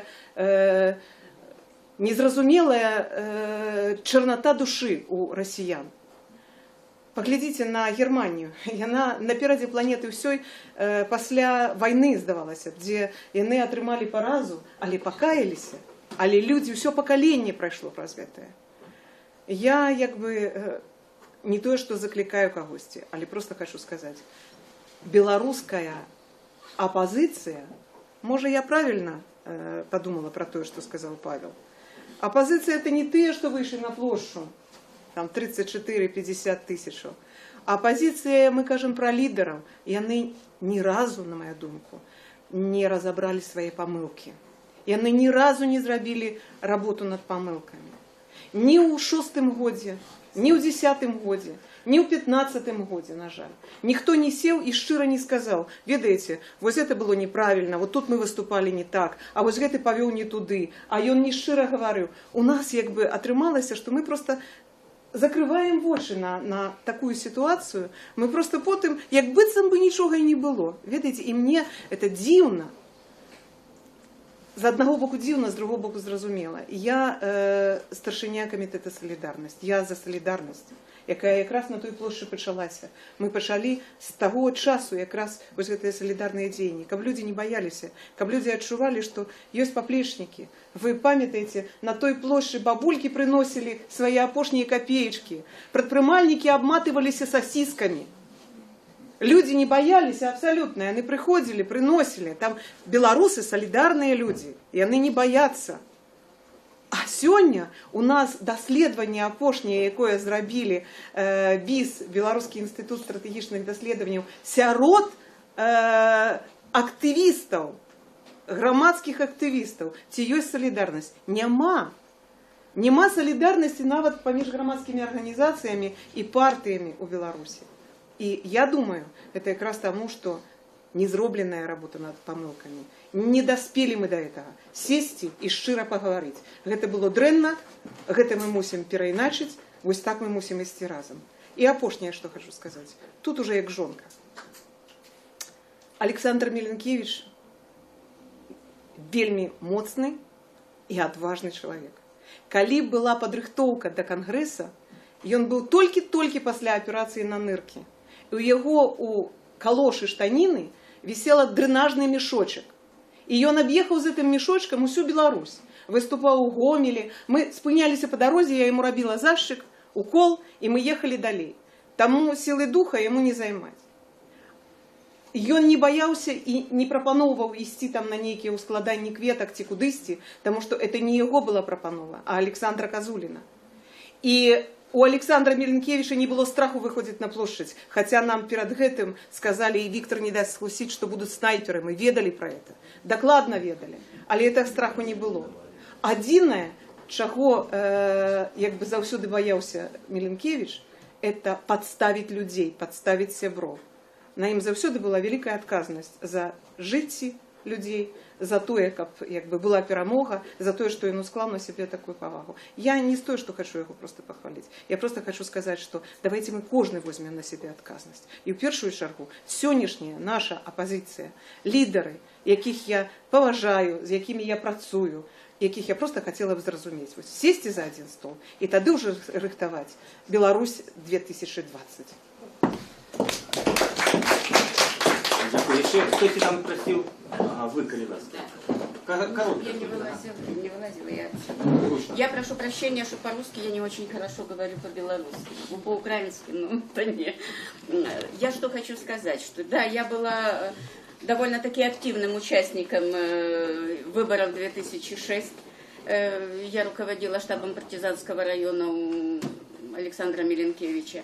И так получилось, что накануне выборов мой штаб немножко посадили еще 8 марта, еще самые первые были посадки. Но я не об этом хочу сказать. Вот когда был Майдан, когда была площадь наша 2006, люди очень волновались. И все шли, как Инна правильно сказала, шли и носили вот эти вот колбаски и все прочее. Каждый вечер я шла после Окрестина, потому что мои уже там сидели на Окрестина, шла на площадь, чтобы пообщаться и что-то передать туда. Тот же чай носили. Я помню, была такая у нас Жанна Смансер, которая обязательно несла 2-3 палки колбасы, и когда ее пытались обыскивать, она кричала, что ты меня тут не будешь обыскивать, потому что ты кто такой, что ты меня лапаешь тут. Она очень интеллигентная женщина, но именно там она так и кричала на всю площадь. Но когда вот площадь разогнали в ночь с 23 на 24, первое, что мы утром сделали, мы побежали на Окрестина. То есть этих 23-го вечером выпустили, а 24-го уже посадили новых. И мы опять побежали туда, чтобы хоть что-нибудь узнать. И когда мы этот кошмар этот весь увидели, и вот все 15 суток мы каждый день ходили на это Окрестино. Мы каждый день носили туда передачи. Но это ж надо было где-то что-то откуда-то взять. И я хочу поблагодарить, если вот сейчас меня кто-то видит, кто на то время передавал какие-то и продукты, и одежду. Привозили из Бреста, привозили из Баранович, из Светлогорска. Нас ловили на том же Окрестино, где вот говорят, вы там передачи каждый день носите, формируете, а как на работу ходили. И уже охранники нас ждали на Окрестино. Ой, где вы тут уже столько людей, вы всегда вот так быстренько все эти передачи передаете. Что простые люди, которые, казалось бы, были очень далеки от всего, они не были оппозицией, они не были там борцами очень большими, но они настолько откликнулись. Один из крупнейших рынков здесь, в Минске, днем работал на рынке, он был директор рынка, а ночью, когда уже стали выпускать, из Окрестина нас предупредили, что есть такая установка обратно возвращать. То есть выйдут, как это у нас делается, вышли и тут же обратно. И выпускали ночью, брали всех ночью. И мы каждую ночь ездили туда встречать. А на чем-то ж надо ехать. И вот один из директоров рынка, он днем работал, ночью он развозил этих людей по домам. Мы потом собирали все вот эти сведения у всех людей. Мы их очень много собрали. Но если кто-то видит, я хочу поблагодарить и даже поклониться этим людям, которые просто чужих людей не могли, вот просто мимо пройти и не могли забыть. Дякую вам велике за вашу допомогу тим, хто тяжких епідемій, тоді тут площу стояв і був покараний за її. Давайте ми зараз були анонсовані 2 виступи експертів. Давайте засяродимося на нашому досвіді, який дасть нам магчимость глянуть, які магчимые шляхи пераменаў Лесь і Миленкевич, і Андрей Денько уже глядели крыху в эту сторону. Давайте послухаем меркаванне аб тым, якія магчымыя перамены ў Беларусі, ці плошча, ці рэвалюцыя, ці пераворот, але нешта напэўна будзе, так не будзе. Валер Карбалевич, эксперт, переласка, ваш выступ. Можно я сяду за стол по такой бюрократичной традиции, потому что мой текст и так зручний.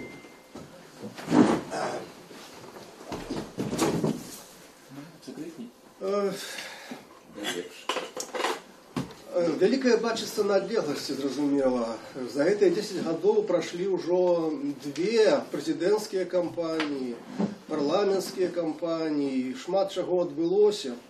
І таму, зразумела, з вышыні гэтага сённяшняга досведу, магчыма, мы больш можам зразумець тыя падзеі 2006 году.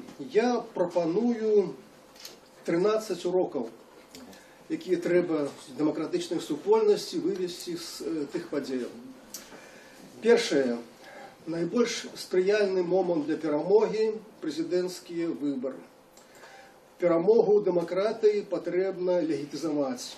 Ніякіх іншых механізмаў легітымізацыі сёння не існуе, акрамя выбараў. Таму менавіта выбараў гэта, так сказаць, пункт біфуркацыі, да якой патрэбна рыхтавацца. Другі момант. Важная абавязковая перадумова перамогі – гэта электаральная перамога апазіцыйных сілаў. То бок заваёва большасці насельніцтва.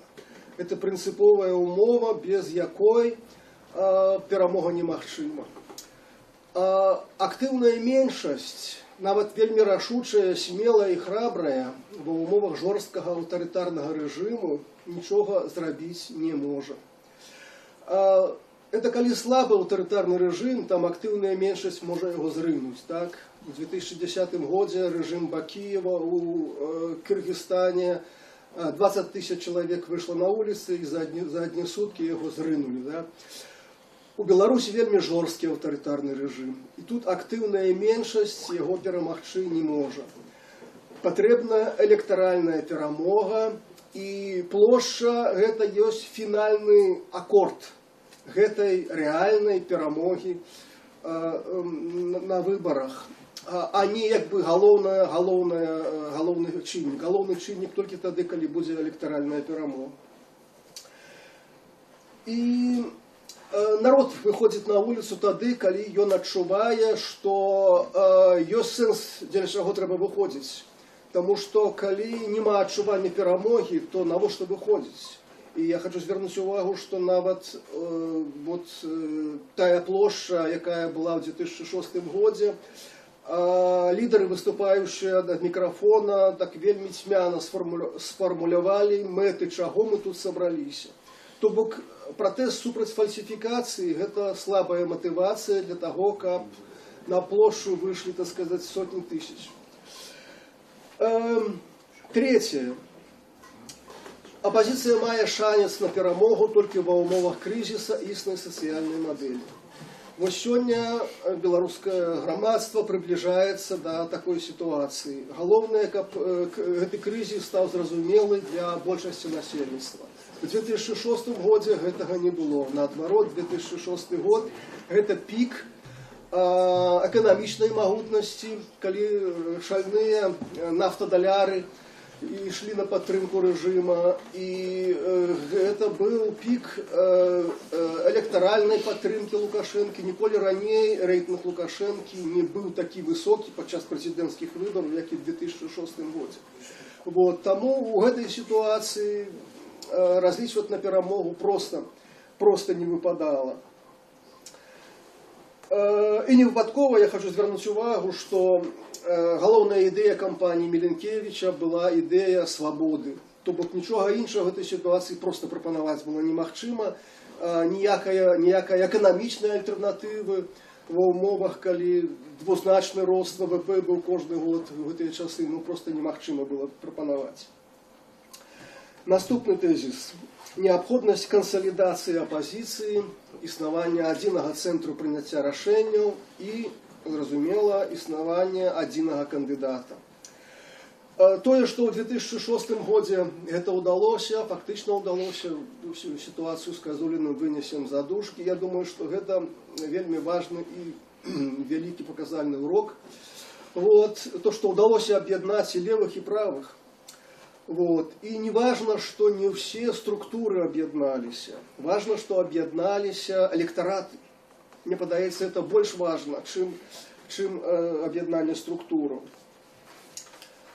І што бывае, калі няма адзінага кандыдата, паказалі прэзідэнцкія выбары і 2010 года, і 2015 года. В 2010 годзе у рашаючы дзень аказалася, што няма ні плану, ні штабу адзінага, і все закончилось тым, чым закончилася трагічна. А ў 2015 годзе фактычна ні адзін з апазіцыйных кандыдатаў просто-напросто не сабраў 100 000 подпісаў. Пятый. Для перамогі над уладай неабходна шырокая кааліцыя самых разнастайных грамадскіх сілаў, якая выходзіць за межы традыцыйнага апазіцыйнага электарату. У 2006 годзе гэтага дасягнуць не ўдалося, на жаль.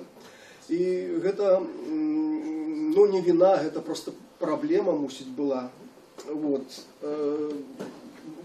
Ангажаваць не вызначыўшыхся, ангажаваць балота у кампанію не ўдалося, таму лідары кампаніі апелявалі да дэмакратычнага электарату, і адсюда вось гэта ідэя свабоды. Шосты тезіс. Лідару, адзінаму кандыдату ад апазіцыі не абавязкова мець вельмі вялікую харызму.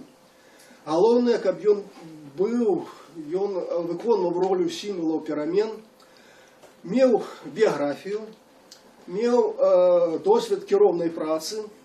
Вось, і гэта, в прынцыпе, дастаткова, каб выконваць гэтую функцыю. Сёмы тэзіс. Прарыў інфармацыйнай блакады. На жаль, гэтага не ўдалося ў 2006 годзе. Манаполія дзяржавы на тэлебачанне прывяла да таго, што ўладам у значнай ступені ўдалося дыскрэдытаваць апазіцыю. Інтэрнэт быў не такі распаўсюджаны, як сёння, і таму выкарыстаць яго максімальна, скажам так, не было магчымасці. Восьмае. Важное значение мела массовое и эффективное выкарыстанне символики, ритуалов и іншых сродкаў палітычнай камунікацыі. Гэта стварае сітуацыю таго, што нібыта нашых шмат, стварае пэўную моду. І я хочу сказаць, што ў 2006 годзе сярод моладзі, асабліва студэнцкай, была мода насіць значкі з нацыянальнай беларускай сімволікай. Ніколі, ні раней, ні пазней я не магу згадаць, каб так шырока гэта было распаўсюджана. Дарэчы кажучы, улады вельмі добра скарысталі гэты досвед, і, скажам, апошнія гады улады даволі эфектыўна выкарыстоўваюць, скажам, на Дзень незалежнасці сцяжкі з выявай нацыянальнага сцяга, ці тыя ж самыя георгіеўскія стужкі прарасійскімі сіламі выкарыстоўваюцца. 9 тэзіс. Фальсіфікацыя на выборах выклікае абурэнне насельніцтва толькі тады, калі большасць насельніцтва адчуе сябе абманутым. Дзеля таго, каб гэта адбылося, патрэбна некалькі перадумоваў. Гэта і моцны лідар, які мае папулярнасць і падтрымку масавую, і давер да сацыялагічных службаў, і эфектыўныя механізмы камунікацыі, і жорсткая, сур'ёзная масавая арганізацыя контроля за выбарамі і стварэнне базы данных аб фальсіфікацыях і шмат чаго іншага. 10. Падтрымліваю тэзіс Вячеслава Сіўчыка аб тым, што ніколі раней так арганізавана не дзейнічалі апазіцыйныя сілы, як падчас гэтага тродзённага гераічнага намётавага гарадка. Гэта вельмі важна, і для таго, каб зразумець гэта, зноў жа варта звярнуць увагу на тое, што адбылося 19 снежня 2010 года. 11 тэзіс. Важна, што пра гэта ўжо казаў Александр Меленкевич, што плошча была не гвалтоўнай. До 25 сакавіка, до таго часу, пакуль Казулін не павёў людзей да Акрэсціна, фактычна вялікіх сутыкненняў, дзе, так сказаць, людзей білі, штурхаліся там на плошчы 25-го, але до такого масавага збіцця, як адбылося, тады не было. І пасля тых падзеяў на адрес Александра Меленкевича было шмат папрокаў, што не дзейнічалі рашуча, не павялі людзей і расцярушылі гэты, так сказаць, велізарны пратэст упустую. 19 снежня 2010 года лідары апазіцыі, кандыдаты ў прэзідэнты менавіта грунтаваліся вось на той крытыцы Александра Меленкевича і былі настроены дзейнічаць вельмі рашуча і ісці кудысьці. Вось пашлі. Рашучасць вылілася тое, што пабілі дзверы ў доме ўраду. Гэта закончылася такім брутальным разгонам апазіцыі і на, так сказаць, даволі трагічна. І я думаю, што менавіта падзеі 19 снежня 2010 года реабілітавалі і апраўдалі Александра Меленкевича 2006 года. Таму што гвалтоўныя дзеянні апазіцыі пужаюць насельніцтва, людзі баяцца хаосу, беспарадку, рэвалюцыі, грамадзянскай вайны. Вот. І гэта, дарэчы, легітымізуе уладам права на жорсткі разгон. Вот. І таму невыпадкова, што пасля крывавага кіеўскага майдану 2014 года беларускае грамадства атрымала вялікую моцную траўму на вулічны пратэст. 12 тезіс. Поспех апозіцыі немагчымы без спрыяльнага міжнароднага фону, без міжнароднай падтрымкі. Тут уже шмат казалася, што плошча 2006 года адбылася адразу пасля пераможнай памаранчавай рэвалюцыі ва ўкраіне, што стварала вялікі аптымізм і энтузіазм у прыхільнікаў дэмакратыі, што моцна пужала ўлады. Вот. І якраз адваротны прымер можна сказаць, што трагічныя падзеі ва ўкраіне 2014 года якраз стварылі адваротны прыклад. Я адразу пасля таго, як з'явіліся першыя забітыя на кіеўскім майдане ў лютым 2014 года, я памятаю, напісаў на сайце Свабоды блог под назвай «Киевский майдан 2014 года зняпраўджвае беларускую плошчу 2015 года». Это было еще до Крыма, до падзей ва ўсходняй Украіне. Ну вот так и атрымалася, на жаль. І калі вяртацца зноў жа да падзей 2006 года, то я зноў жа згодзен, здаецца, з Андрэем Дынько, што ніколі раней такой не было падтрымкі беларускай апазіцыі, беларускай дэмакратыі з боку заходніх краінаў. Ніколі раней прадстаўніка беларускай дэмакратыі Александра Меленкевича не прымалі на такім высокім узроўню ў еўрапейскіх сталіцах. Вот. Думаю, что сёння досягнуть таких вынікаў недосягальная мара. И апошні 13 тезіс. Сёння в оппозиции доминуе идея мирных пераменаў. Сёння кажуць, что революция в Беларуси немагчыма. Сёння кажуць, што лепш эвалюцыя, чым рэвалюцыя. Вось, і менавіта такая дылема прапаноўваецца. Я скажу вельмі непрыемную рэч. Я думаю, што такой дылемы рэвалюцыя ці эвалюцыя сёння проста не існуе. Сёння існуе другая дылема, многа больш драматычная і трагічная. Рэвалюцыя альбо дэградацыя. І беларускае грамадства сёння выбрала менавіта гэта другое. Прычым по гэтаму пытанню практычна існуе агульнанацыянальны кансэнсус. Гэта падтрымае не толькі ўлада, на гэтай пазіцыі стаіць грамадства і фактычна большая частка беларускай апазіцыі. Тыя людзі, якія прапануюць некія больш радыкальныя дзеянні, якія заклікаюць на плошчу, якія самі выходзяць на плошчу, у меншасці.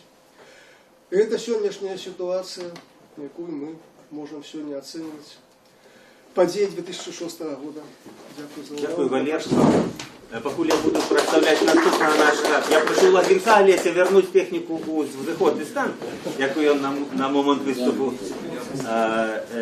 Наша імпреза іде трансляція з нашої імпрези на сайті Радіо Свобода і на YouTube-каналі. І разом з нами весь цей час був наш експерт Юрій Дракахруст. Він чув виступи попередників і хоче своє міркування виказати. Юра, ти нас чуєш? Так, так. Юра, коли ласка. Добрый день, паважанае спадарства. Дякуй арганізатарам за магчымасць выступіць. Ну, я оказываюся апошнім, так што ў пэўным сэнсе, магчыма, я паўтару тэзы некаторых выступоўцаў, чымсьці паспрачаюся з імі. Мне падалося вельмі важным тое, што сказаў Андрей Денько, але я крыху разгарнуў бы ягоную думку наконт таго, на што была плошча, калі яна прайграла 6-го года.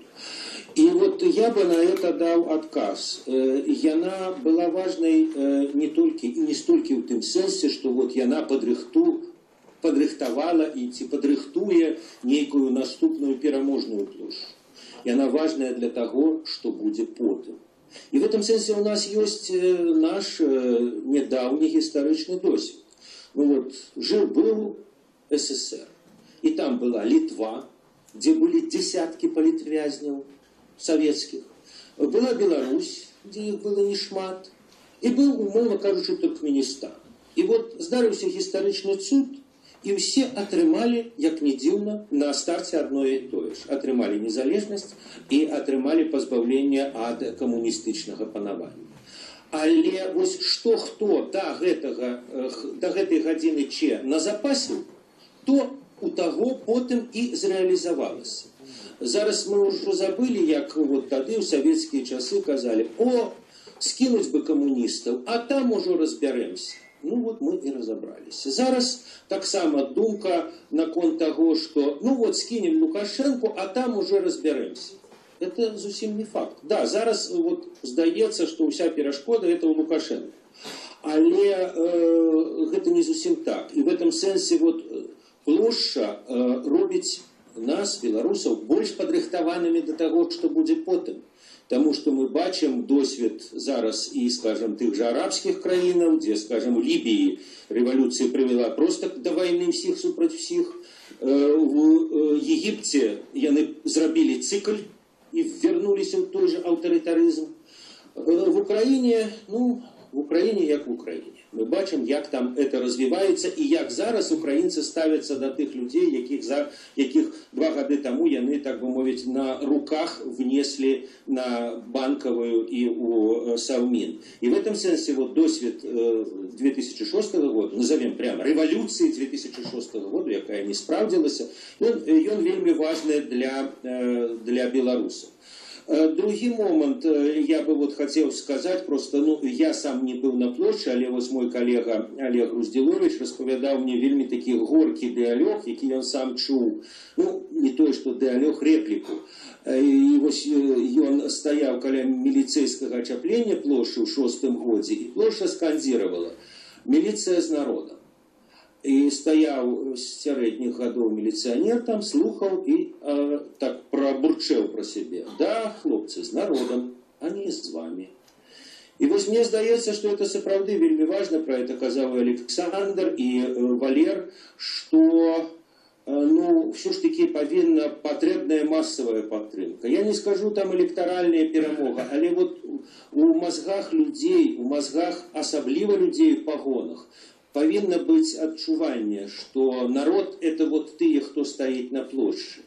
І досвед шматлікіх рэвалюцый апошніх гадоў паказвае, што без гэтага, без раскола уладнай эліты, ну, рэвалюцыі, в прынцыпе, не атрымліваюцца, бо фізічна, зразумела, рэжым, яго сілавыя структуры мацней, чым альтэрнатыва, чым бяззбройныя людзі. Ну і яшчэ наконт ізноў жа вот ці рэвалюцыя, ці эвалюцыя вот этих спрэчак.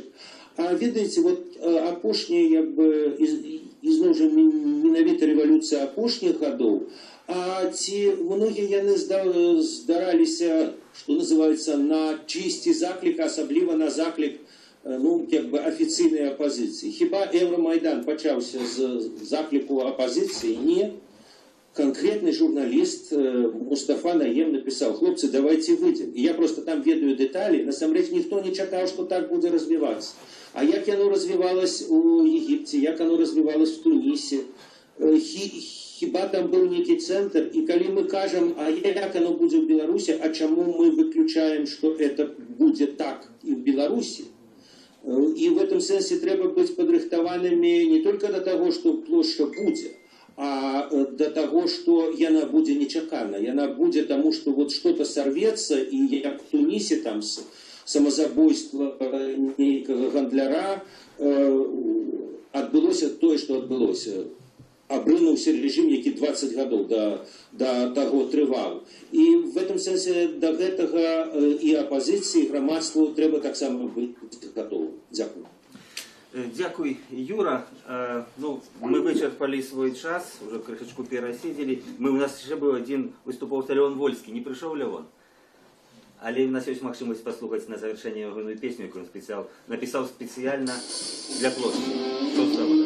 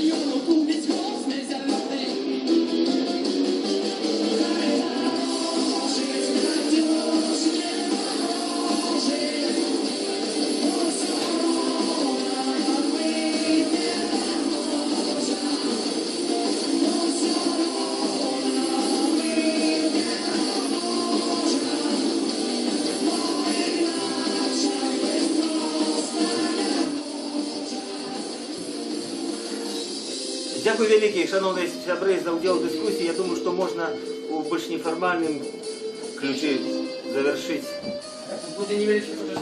Так, погутарить, поспрачаться, поузгадывать для неких успоминов. На просьбу организаторов делегую круглый стол Валерий Калиновский и Павлюк Быковский. Дякую вам. Ну, як бачимо, круглий стол 10 гадоў площі 1996 году завершився. Прогучали выступы, меркаванні палітикаў, палітолагаў, удзельнікаў тых падзей пра падзеі плошчы 1996 году, як яны паўплывалі на сённяшні дзень, перспектывы будучага, згледжання тых падзеяў. І на завершэнне я бы хацела даць колькі словаў майму калегу Валеру Каліновскаму, які быў мадэратарам гэтай сустрэчы. Валер, як згледжанне мадэратара, які як бы акумуляваў у сабе ўсе гэтыя выступы на сённяшні дзень. Вот якое падсумаванне можна зрабіць гэтага і сустрэчы? Ну, ведаеце, канечне, атрымалася шмат успамінаў, шмат узгадкаў. Я скажу, што ў мяне асабіста таксама вельмі шмат, і у вас, Галіна, шмат узгадкаў пра тое, былі спадзевы. Вось, таму, канечне, больш такая насталічнага плану атрымалася размова, сёння дыскусія, але былі канцэптуальныя выказванні, былі ацэнкі, была спроба глянуць з вышыні гісторыі. Вот 10 гадоў это ўжо гісторыя, але не толькі 10-гадовая гісторыя, але гісторыя, скажем, некалькіх стагоддзяў. І вот калі далей глядзець, то, канечне, эта падзея была пазітыўная, это тое, што будзе згадвацца і што будзе ўплываць на свядомасць, што будзе падказваць людям, што вось быў такі пратэст, быў такі магутны парыў, можа, меншасці беларускага народа, бо калі большасці, то, напэўна, выиграли. И мне было приемно, что люди узгадывали, сами выступали, узгадывали. Я, на жаль, не смогу всем дать слово, были еще охотные, уже острые некие моменты дискуссийные, бы отрымалось размер настоличное, хотелось глянуть у будущего. А погляд у будущего, которые представили наши эксперты, мне здається, больше позитивно, что перемены будут. Яны будуць, але іх запланаваць немагчыма. Трэба дачакацца ў добрай форме. Дзякуй вялікі. Дякую вялікі, Валеры. Я таксама хацела бы колькі слоў сказаць вот маіх ўражанняў, маіх высноваў пра тое, што можа быць нават са слоў Інны Кулей, жонкі Александра Гринкевича, якая падкрэсліла, што так, трэба сустракацца, трэба абмяркоўваць тыя падзеі, якія адбыліся, трэба рабіць працу над памылкамі, трэба рабіць высновы дзеля таго, каб не паўтараць гэтыя памылкі на будучыню, дзеля таго, каб скарыстацца з назапашанага вопыту. Ну, як вы ўжо чулі на гэту хвіліну, удзельнікі сустрэчы прадоўжуць у такой нефармальнай абстаноўцы за гарбатаю, таксама абмяркоўваючы, згадваючы. І таму на гэту хвіліну мы заканчиваем нашу прамую трансляцыю. Нагадаю, што ў эфіры была Радыё Свабода, з вами Галіна Бакунчык. Мы працавалі з паседжання круглага стола 10 гадоў плошчы 1996 года. До наступной встречи в эфире.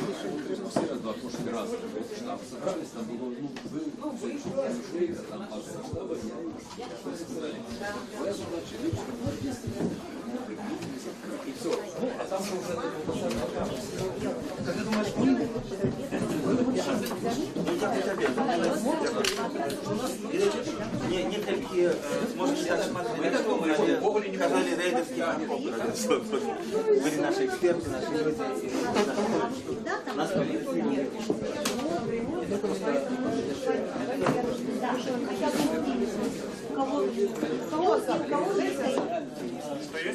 Ручка, а то я явилась стихийно, понимаете, совершенно стихийно. Что у меня делает?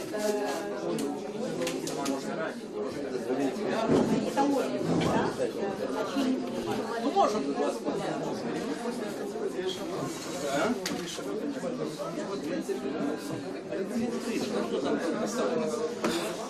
То есть мы сюда стояли. Нет, там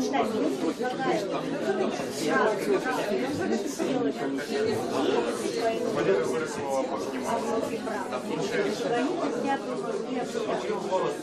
что фактически это я что